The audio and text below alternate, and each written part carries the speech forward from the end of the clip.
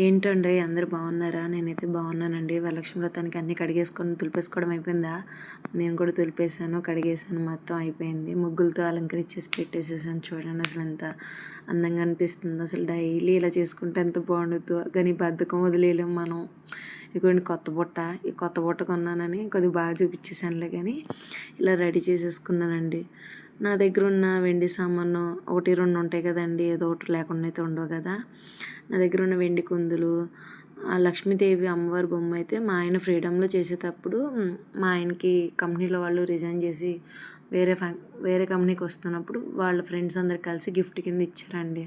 ఎప్పుడు వరలక్ష్మి వ్రతం వచ్చినా వరలక్ష్మి వ్రతం టైం పూజలు చేసుకునే టైంలో అమ్మవారి బొమ్మ తీసుకొని ఆ టైంలో పూజ చేసి మళ్ళీ బాక్స్లో పెట్టేసుకుంటానండి, నల్లగొచ్చేసిద్దని. డైలీ అయితే పూజ చేయను.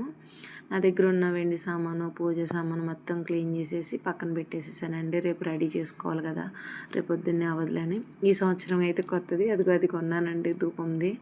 ఇక్కడ అందరూ బాగా వాడుతున్నారు, సరే మనం కూడా కొనుక్కుందాను, ఒకటి కొనుక్కున్నాను. అన్ని పూజకి సంబంధించిన సామాన్లు అన్నీ రెడీ చేసేసుకున్నాను. మామిడి ఆకులు, కొబ్బరికాయలు, ఒత్తులు, జాకెట్ కుట్లు, అన్నీ తాంబూలానికి అన్నీ తీసుకొచ్చేసాను.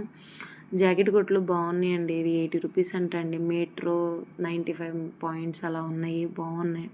అంటే టౌన్లో వస్తాయి కదా, టౌన్లో మిగిలినవి చిన్న పీసుల్లా కట్ చేసి పక్కన పెడతారంట. ఇవి బాగున్నాయి అనిపించి ఇవి తీసుకున్నానండి. ఒక 5 తాంబూలం ఇద్దామని ఇవన్నీ పెట్టేసుకున్నాను. ఇక్కడ చేస్తారో చేయరో కూడా తెలియదండి మేము ఉన్న ఏరియాలో. నాకు ఇష్టం చేసుకోవాలని అనుకున్నాను, ఇంకా చేస్తున్నాను. ఫ్రూట్స్, గాజులు అన్నీ తెచ్చేసుకున్నానండి నేనైతే. ఇక్కడ అన్నీ దొరికినాయి ప్రస్తుతానికి. ఎలా ఉండిదో చూడాలి. వీళ్ళందరూ నానబెట్టేసేసారా పప్పులన్నీ? రేపు నైవేద్యాలు ఏమేమి చేద్దాం అనుకుంటున్నారు? నేనైతే 9 రకాలు అనుకుంటున్నా. మినపప్పు, గారెలు, బూరెలు, శనగలు, పులిహార, దద్దోజనం, పొంగలు అన్నీ, వడపప్పు, పానకం. రేపు ఇంకొక వీడియోలో పంపిస్తానని నేనేమేం చేశానో.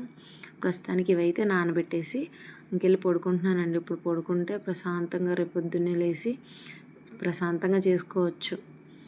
మీకు ఎలా అనిపించింది ఈ వీడియో? కామెంట్ చేయండి.